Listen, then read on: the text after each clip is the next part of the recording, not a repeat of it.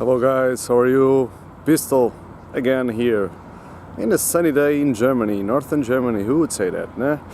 So today I want to talk to you about what is basically one of the biggest secrets that make some people successful and others not successful at all, and that is to cut corners.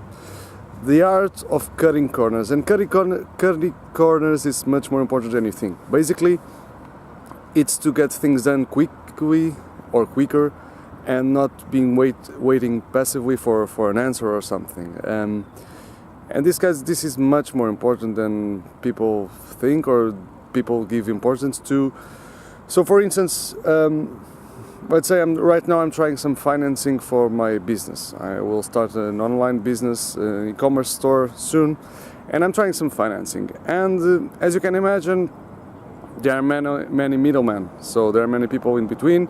And I'm working right now with the startup house, so they are helping me doing my business plan and stuff like this.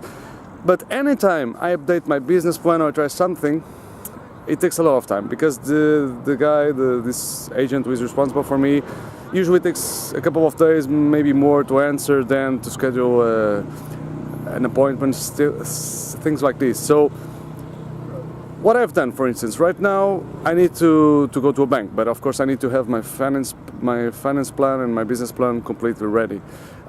After taking some hints, some tips from this guy from the startup house, I just basically cut corners, and I already sent an email to my bank. So because supposedly this startup would make an appointment with the bank, and I would need to wait perhaps a couple of weeks, but I just sent an email, and guess what?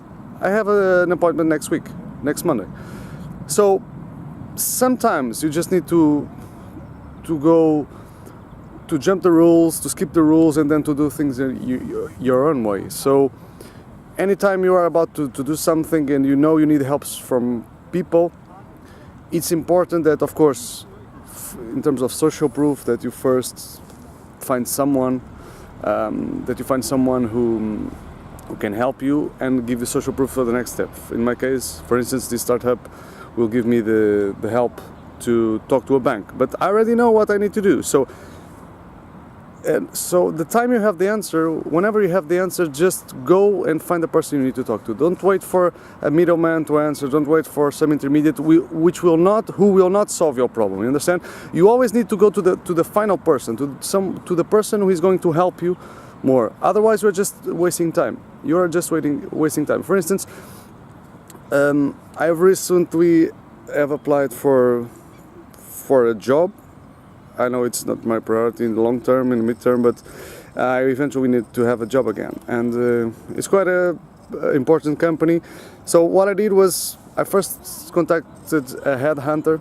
She helped me a lot, put me in contact with the person responsible for hiring new employees in this company. But the moment I had the contact with this person, I didn't wait for any further interviews or for any further contacts. No, I just sent an email directly to this person. And guess what? If this person is going to accept you, he or she would accept you anyway. So you don't need to wait a long time just because this communication goes from person A to person B to C, and C to D, and then the D is going to tell you something. No. You are wasting your time. You are wasting your time. The same with some vendors, for instance. These cases, situations in which a friend of yours can help you, but then it takes a lot of time because he's busy, he's minding his own stuff. So what you need to do is that ask him for a contact for something, and then you take over from there. Then it's your responsibility. Then you write directly to this person. You can say, hey, I'm talking to you. I'm through on behalf of my friend. I met you through this to this website or to this friend.